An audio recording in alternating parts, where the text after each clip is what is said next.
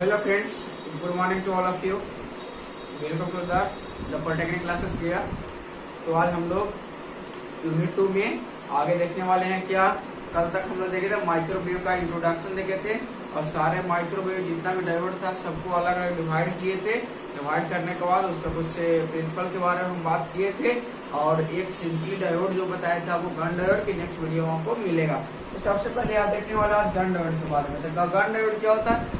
Gun diode is a semiconductor diode. Gunn diode एक प्रकार का सेमीकंडक्टर डायोड है और कहाँ उसको माइक्रोवेव में यूज किया जाता है। कहाँ यूज किया जाता है? तो माइक्रोवेव में उसको यूज किया जाता है।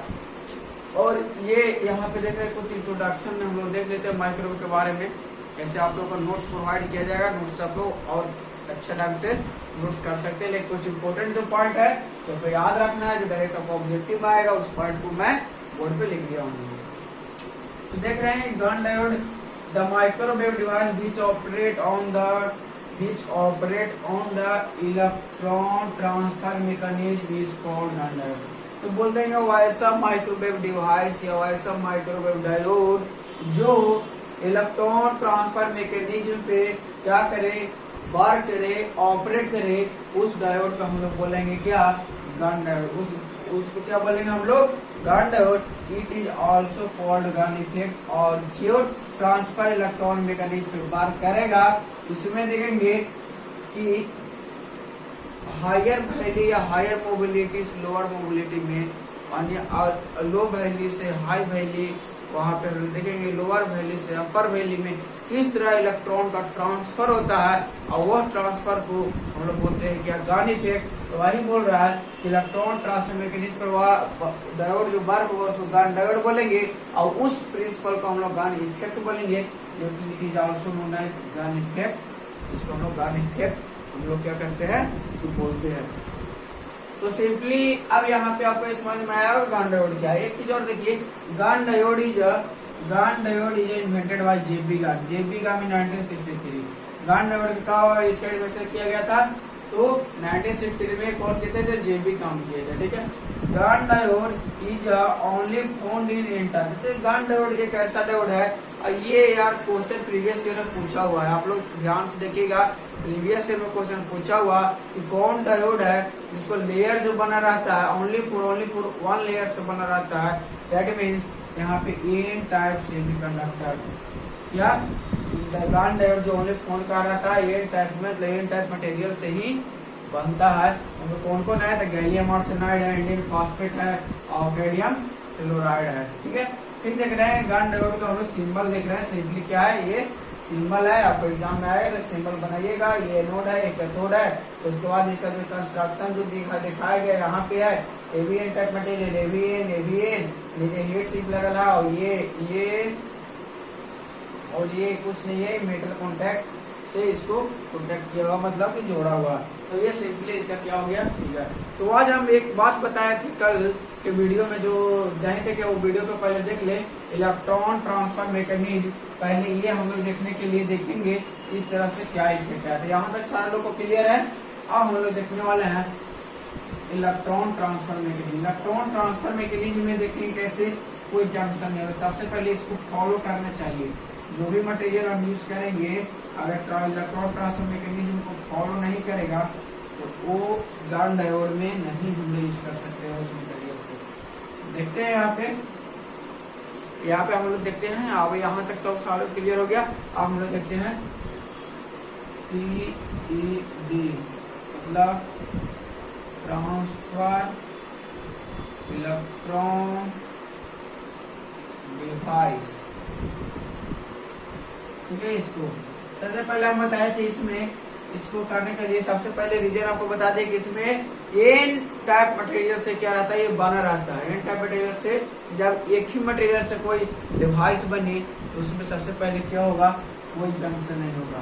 तो नो एनी जंक्शन, क्योंकि जब वहां पे हम लोग देखते थे P type material, N type material simply हम लोग ज्वाइनिंग करते थे तो वहाँ पे एक जंक्शन फॉर्म होता था। लेकिन यहाँ तो ओनली फॉर एन टाइप ही मटेरियल यूज कर रहा है। तो एन टाइप मटेरियल यूज कर रहे हैं तो हर कोई जंक्शन फॉर्म होगा, तो कोई जंक्शन वहाँ पे क्या होगा? फॉर्म नहीं होगा। तो यही रीजन है कि नॉर्मल डायोड और माइक्रोवेव डायोड में, नॉर्मल डायोड के यहाँ क्यों नहीं यूज करते हैं, क्योंकि नॉर्मल डायोड में जंक्शन बनता है और यहाँ पे ये डायोड में जंक्शन नहीं बन रहा। यही इसका रीजन है कि हम लोग यूज इसका वहां पे नॉर्मल डायोड के जैसा इसका नहीं होता है। ठीक है, दूसरा है इसमें ताकि हो गया। और एक चीज और कि यहाँ पे अगर एक जंक्शन है, अगर एक टाइप से मटेरियल बना हुआ है यानी एन टाइप मटेरियल से बना हुआ है, तो इसमें सबसे ज्यादा मेजोरिटी केरियर क्या होगा, यही होगा ना। ये भी चीज आपको क्लियर रखना करेगा, ऑब्जेक्टिव में यहाँ से क्वेश्चन आपको पूछ सकता है। दूसरा में इसको देखेंगे क्या, यहाँ पे कंपाउंड एलिमेंट यूज करेंगे, क्या कंपाउंड एलिमेंट, यहाँ पे क्या यूज करेंगे हम लोग, कंपाउंड एलिमेंट को यूज करेंगे। कंपाउंड एलिमेंट मतलब क्या था कि कंपाउंड में होता है मिश्रण में एक से ज्यादा मटेरियल को मिलाएंगे तो उसको अपने यूज करेंगे। मतलब जो नॉर्मल डायोड में हम लोग आइदर सिलिकॉन या जर्मेनियम यूज करते थे, यहाँ पे वो यूज नहीं करेंगे। क्यों नहीं यूज करेंगे, क्योंकि वहाँ ये सब पूरा जो कंडीशन RWS थ्योरी बताएंगे उस कंडीशन को फुलफिल नहीं कर पाता है, जिसके कारण से सिलिकॉन जर्मेनियम को यूज नहीं करेंगे, बल्कि यहाँ पे यूज करेंगे क्या, तो कंपोनेंट जैसे गैलियम आर्सेनाइड और अभी क्या देखे थे, इंडियम फॉस्फेट और एक और कैडमियम टेलोराइड। यहाँ पे हम जनरली जो यूज करें, जिस तरह से नॉर्मल डायोड में हम लोग सिलिकॉन का यूज करते हैं, सेम उसी तरह से हम लोग यहाँ पे यूज करने वाले हैं गैलियम आर्सेनाइड। ज्यादातर गैलियम आर्सेनाइड सारा यूज सारे फोकस करते हैं, लेकिन जनरली गैलियम आर्सेनाइड का यूज कर सकते हैं। तीसरा क्या है, अब तीसरा है, तो तीसरा ये है कि हम देखते हैं कि आपके नाम सुनेंगे वार्म इलेक्ट्रॉन, हॉट इलेक्ट्रॉन। तो नॉर्मल डायोड में सुने होंगे आप नाम वार्म इलेक्ट्रॉन का। तो वार्म इलेक्ट्रॉन का आप सिंपली नाम सुने होंगे। तो वार्म इलेक्ट्रॉन होता क्या है, वार्म इलेक्ट्रॉन जो होता है मतलब कि इसको क्या बोल सकते हैं, कि थर्मल एनर्जी आप लोग नाम सुने, थर्मल एनर्जी के नाम लोग सुने हैं। तो थर्मल एनर्जी से थोड़ा सा ज्यादा थर्मल एनर्जी का आपको देख ले, लिख दे रहे हैं इसका वैल्यू। थर्मल एनर्जी का वैल्यू जो होता है, तो थर्मल एनर्जी का वैल्यू 0.026 इलेक्ट्रॉन। तो ये थर्मल एनर्जी से थोड़ा सा ज्यादा एनर्जी होता है किसके पास, तो वार्म इलेक्ट्रॉन के पास। मतलब वार्म इलेक्ट्रॉन जो होता है, वार्म इलेक्ट्रॉन जो होता है बस ग्रेटर देन होता है 0.026, यानी ज्यादा ग्रेटर नहीं होता है, ज्यादा ग्रेटर नहीं होता है। और ये यूज होता है सिर्फ नॉर्मल डायोड में, कहाँ पे, नॉर्मल डायोड में। लेकिन यहाँ पे हम लोग हॉट डायोड, नॉर्मल डायोड में वार्म इलेक्ट्रॉन, यहाँ पे हॉट इलेक्ट्रॉन।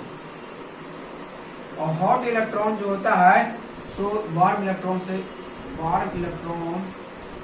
बहुत ज्यादा होता है। मतलब वार्म इलेक्ट्रॉन यहाँ पे बहुत ज्यादा होता है। क्या, हॉट इलेक्ट्रॉन जो है वार्म इलेक्ट्रॉन से बहुत ज्यादा होता है, मतलब ग्रेटर देन होता है। वार्म इलेक्ट्रॉन से ग्रेटर देन मतलब थर्मल एनर्जी से बहुत ज्यादा बड़ा होता है। थर्मल एनर्जी क्या होता है, बहुत ज्यादा बड़ा होता है। कौन, तो हॉट इलेक्ट्रॉन। एक वार्म इलेक्ट्रॉन थर्मल एनर्जी से थोड़ा सा ज्यादा होता है, ज्यादा नहीं, थोड़ा ज्यादा होता है। हॉट इलेक्ट्रॉन बहुत ज्यादा। तो ये तीन कंडीशन है नॉर्मल डायोड और माइक्रोवेव डायोड में डिफरेंस। ठीक है, ये तीन आप लोग याद रखिएगा, ये तीन ही डिफरेंस है जो नॉर्मल डायोड और माइक्रोवेव डायोड में अंतर है। तो जो मतलब कि डायोड इस तीनों को सेटिस्फाइड करेगा, दैट मीन्स वो TED ट्रांसफर इलेक्ट्रॉन डिवाइस या ट्रांसफर इलेक्ट्रॉन मैकेनिज्म, कुछ भी ऑप्शन आ सकता है, उस प्रिंसिपल पे ये वर्क करेगा। तो अब ये हम लोग देख ले। अब जो हम लोग देखना है गन डायोड, गन डायोड यहाँ से किया, गन डायोड एक और बताया था RWS थ्योरी, सबसे इम्पोर्टेंट है। आपको जो प्रीवियस ईयर क्वेश्चन जो पूछा हुआ है, यहीं से पूछा हुआ, कहाँ से पूछा हुआ, RWS थ्योरी से। RWS के पूरा नाम जो होता है Ridley Watkins theory, Ridley Watkin theory, Ridley Watkin Hilsum theory होता है, हिल्सन थ्योरी। इसमें हम लोग इसको एक्सप्लेन करने वाले हैं। इसको एक और नाम से बताते हैं टू वैली मॉडल थ्योरी। इसको अगर आपसे कोई और पूछे, इसको हम लोग बोलते हैं two valley model theory. Two valley model theory क्यों टू वैली क्यों बोलते हैं? इसमें दो वैली होता है। तो इस कंडीशन के लिए आप एक फिगर बनाते हैं, उस फिगर से आप इसको समझ सकते हैं। देखिए सिंपली हमें यहाँ पे क्या यूज करने वाले हैं, ये मेरा हो जाएगा कंडक्शन बैंड, वैलेंस बैंड, ये हो जाएगा वैलेंस बैंड, ये हो जाएगा मेरा कंडक्शन बैंड, और यहाँ पे कंडक्शन बैंड में टू वैल्यू रहते हैं। एक वैल्यू ये हो जाएगा, एक वैल्यू मेरा ये हो जाएगा, समझ गया? ये हो जाएगा लोअर वैल्यू, ये हो जाएगा अपर वैल्यू। अपर को हम लिखे हैं यू से अपर वैल्यू। अब यहाँ पे जितना बता रहे हैं ये हो जाएगा फॉरबिडन एनर्जी गैप हो जाएगा मेरा, क्या हो जाएगा ईजी हो जाएगा। ईजी फॉरबिडन एनर्जी गैप जो यहाँ पे होगा, फॉरबिडन एनर्जी गैप होगा 1.43 इलेक्ट्रॉन वोल्ट। ये यहाँ पे इसका गैप हो जाएगा डेली, जो कि स्मॉल गैप है, इसका वैल्यू हो जाएगा 0. वहाँ पे आपको बताए थे जो यही गैप क्या होगा, थर्मल एनर्जी से थोड़ा सा क्या होगा, ये वैल्यू क्या होगा, ज्यादा होगा 0.36 इलेक्ट्रॉन वोल्ट। और इस एनर्जी जो है, इसका जो एनर्जी है ये एनर्जी से कम होगा, मतलब ये एनर्जी जो है इस एनर्जी से ज्यादा होगा। ठीक है। अब यहाँ पे इसको मोबिलिटी के कुछ बात होता है कि एक यहाँ पे मोबिलिटी होगा, एक यहाँ पे मोबिलिटी होगा, कोई डेंसिटी यहाँ पे होगा, कोई डेंसिटी यहाँ पे होगा। तो अब हम बता दे, अब यहाँ पे वैलेंस बैंड में क्या होगा, इलेक्ट्रॉन होगा। वैलेंस बैंड में क्या होगा, इलेक्ट्रॉन होगा। ये फिगर सारे को समझ में आ रहा है? ये फिगर समझ में आ रहा है तो यहाँ से हम लोग देखेंगे अपर वैल्यू और लोअर वैल्यू। तो अपर एमएल बराबर 0.72 एमओ और मीडियल जो है 0.5 एम स्क्वायर पर वीएस, और इसका जो एमयू मतलब मास, इसका मास 1.2 एम और मोमेंट 0.01 एम स्क्वायर। तो लोअर वैल्यू को हम लोग देख रहे हैं, मीडियल क्या है, लेस देन है एम यू सी, यानी mass of lower value is less than mass of upper value, और mobility of lower value is greater than mobility of upper value. ये दो होना चाहिए। एक और कंडीशन क्या है, डेल ई का जो वैल्यू होना चाहिए वो ग्रेटर देन किससे होना चाहिए, थर्मल एनर्जी यानी 0.26 से ग्रेटर होना चाहिए, और ईजी फॉरबिडन एनर्जी गैप जो होना चाहिए ग्रेटर देन होना चाहिए डेल से। मतलब ये चार कंडीशन हमको फॉलो करना चाहिए टू वैल्यू थ्योरी या फिर RWS थ्योरी, ये दोनों को सेटिस्फाइड करने के लिए हमको इतना वैल्यू होना चाहिए। एक चीज बता देते हैं आपको, मोबिलिटी बराबर क्या होता है, तो mobility is inversely proportional to effective mass. इसको क्या बोल सकते हैं, इफेक्टिव मास।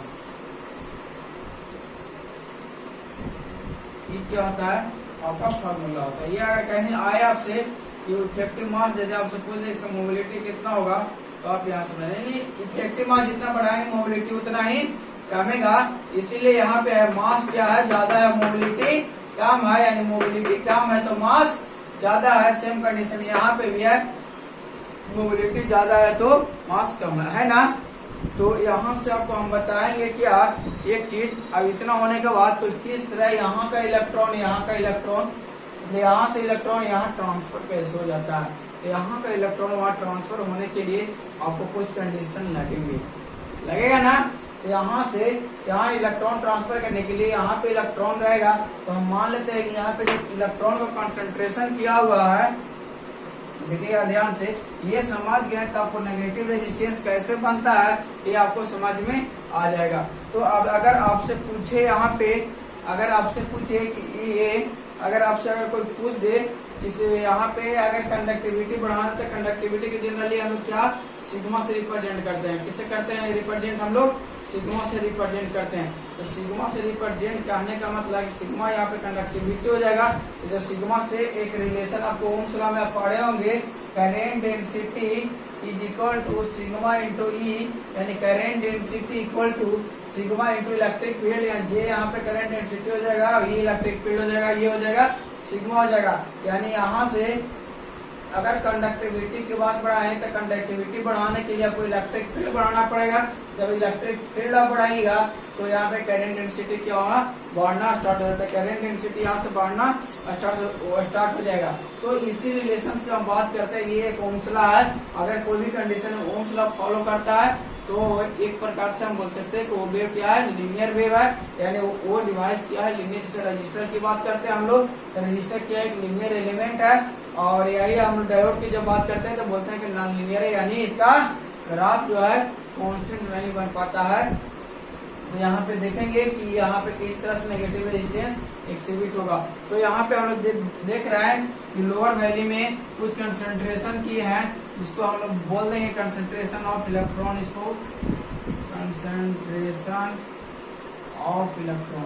अब मान लीजिए कंसंट्रेशन ऑफ इलेक्ट्रॉन में एन मान लिया कंसंट्रेशन ऑफ इलेक्ट्रॉन, और तब मान लिया कितना किया है, तो कंसंट्रेशन मान लिया जाए कि 100 इलेक्ट्रॉन की। मान लिए, मानने में कोई ज्यादा थोड़ी है कुछ।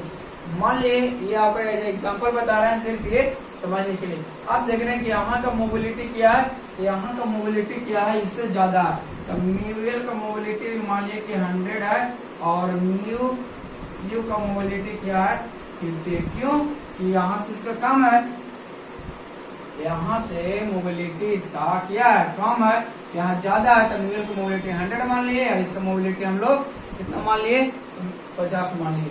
तो आपसे अगर पूछा जाए कि कैसे ये इलेक्ट्रॉन यहाँ से जो कंसंट्रेशन किए हैं, ये इलेक्ट्रॉन यहाँ कैसे जाएगा, बात हो सकता है।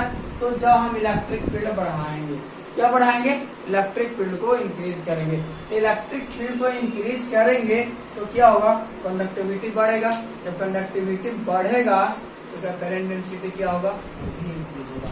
तो यहाँ पे आपको एक हम बता दें कि यहाँ पे कैसे होगा। तो यहाँ से आपको करंट डेंसिटी और ये बढ़ाएंगे तो यहाँ पे एक टाइम क्या होगा, सारे इलेक्ट्रॉन लोअर वैल्यू में होगा ना, और ये वन टाइम क्या होगा कि सारे इलेक्ट्रॉन यहाँ से मतलब कि मूव होते होते होते होते एक और अपर वैल्यू में आ जाएंगे। एक टाइम ऐसा आएगा कि दोनों में हाफ हाफ हो जाएगा, होगा ना ऐसा। तो अगर ऐसा है तो फिर हम अब बात बता देते हैं कि कंडक्टिविटी जो होगा वो किस पे डिपेंड करेगा।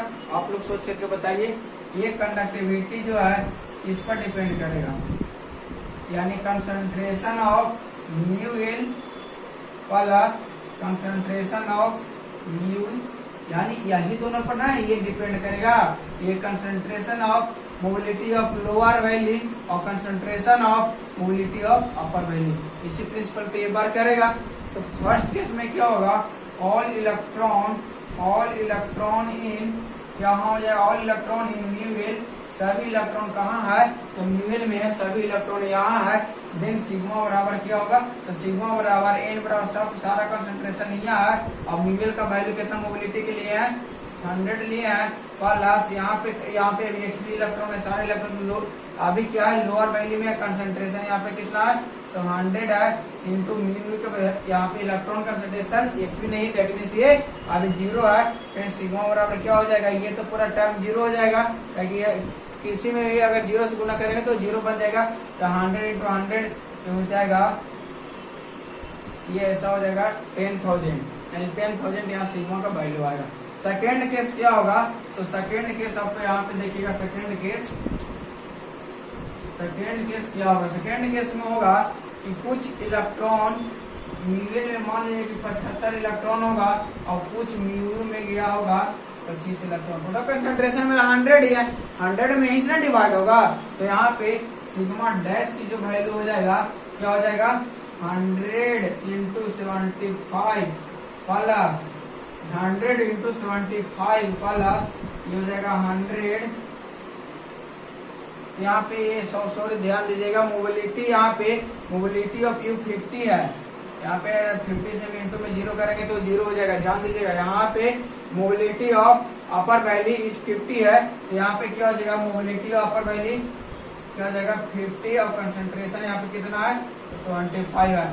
सिग्मा डैश के वैल्यू ये हो जाएगा 7500 प्लस ये हो जाएगा 100, ऐसा कुछ हो जाएगा, होगा ना।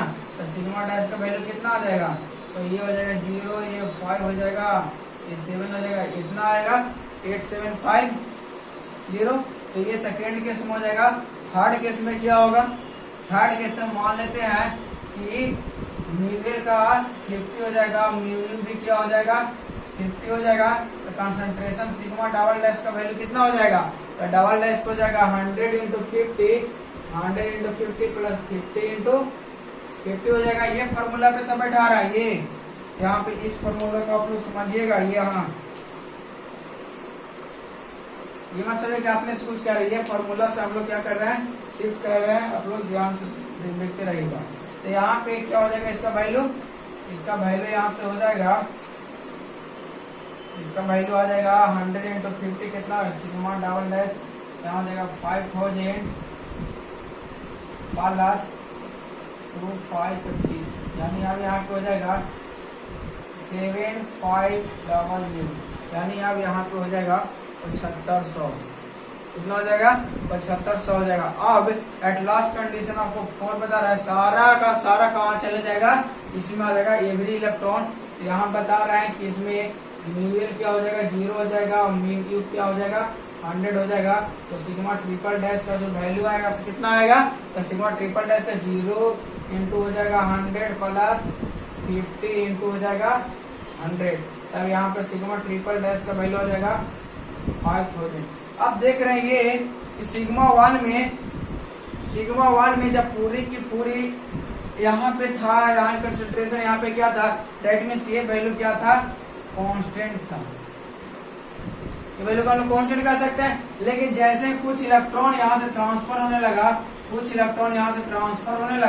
जब इलेक्ट्रॉन ट्रांसफर होने लगा तब देख रहे हैं कि सिग्मा का वैल्यू डिक्रीज किया यहाँ पे मतलब 10,000 यहाँ से तो 8,750, फिर आ गया 7,050, और जब फाइनली सारा का सारा इलेक्ट्रॉन यहाँ पे ट्रांसफर हो गया, जब ये 0 हो गया तब इसका वैल्यू लास्ट में आ गया sigma triple dash, that means 5000। अब इसमें भी आ जाएगा, यहाँ पे क्या हो जाएगा, कांस्टेंट आ जाएगा, क्या हो जाएगा, कांस्टेंट आ जाएगा। दैट मींस जो बाहरी मेरा वैल्यू कर रहा है वो कांस्टेंट से ये कांस्टेंट, दैट मींस जितना यहाँ पे कंसंट्रेशन करेंगे, ये कंसंट्रेशन की वजह से जो इलेक्ट्रॉन का ट्रांसफर होगा, यही ट्रांसफर इलेक्ट्रॉन डिवाइस की जो बात कर रहे थे यहाँ, यही ट्रांसफर ऑफ इलेक्ट्रॉन हो रहा है, यानी एक वैल्यू से दूसरे वैल्यू में ट्रांसफर हो रहा है। इसलिए इलेक्ट्रॉन ट्रांसफर हो रहा है क्योंकि ये कंडक्शन बैंड में अपर वैल्यू और लोअर वैल्यू होते हैं।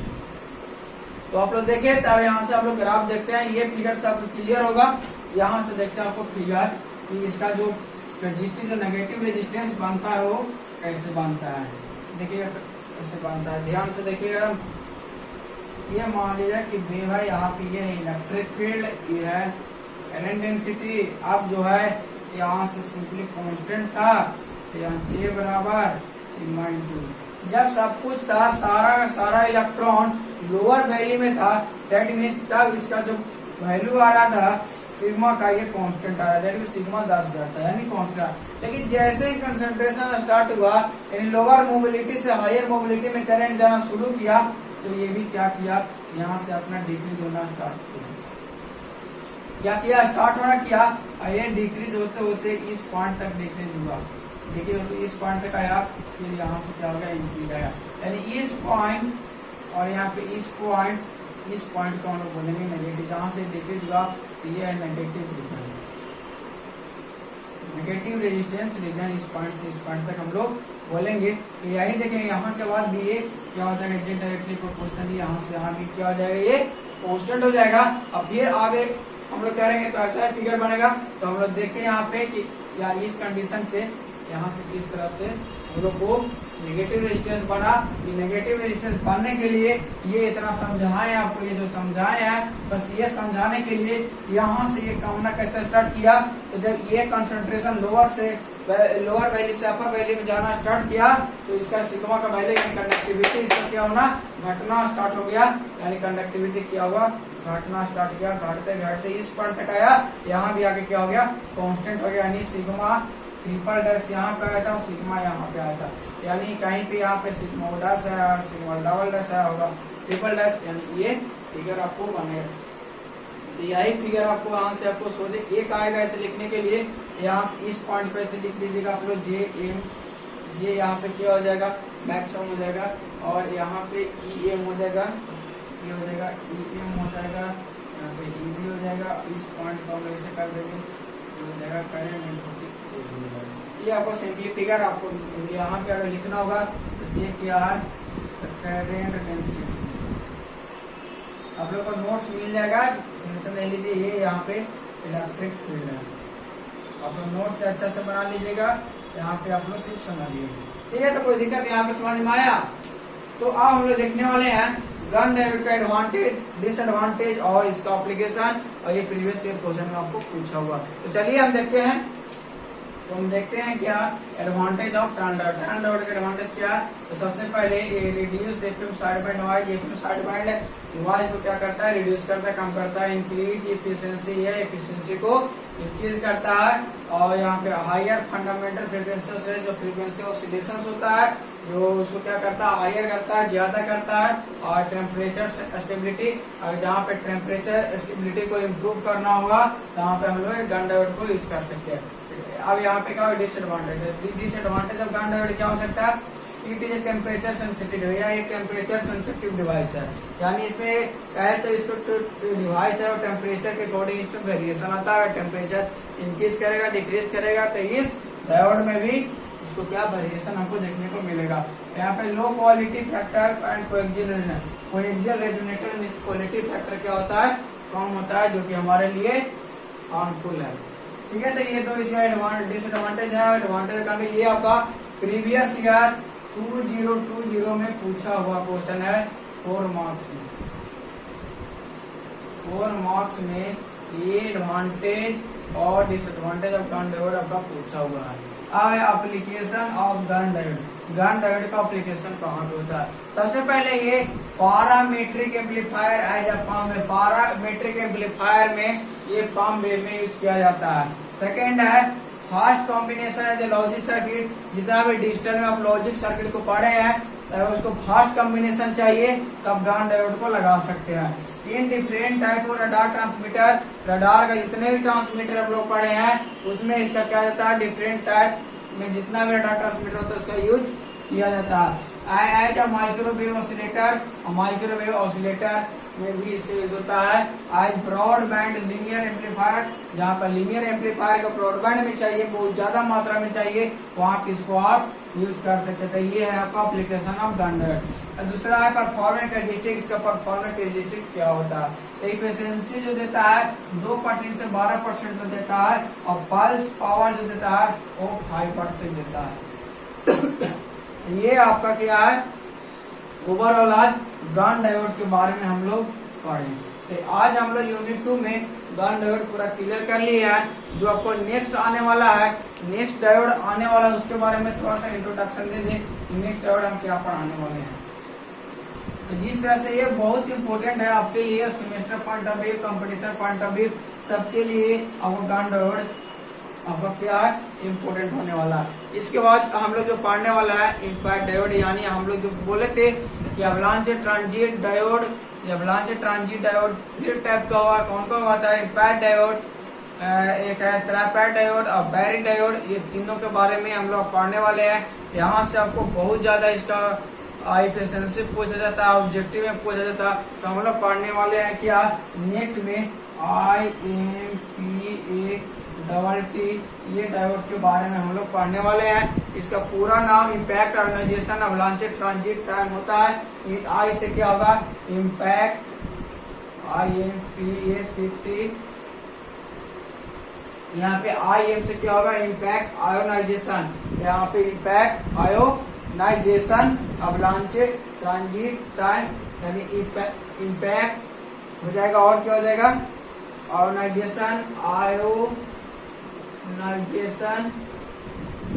Avalanche transit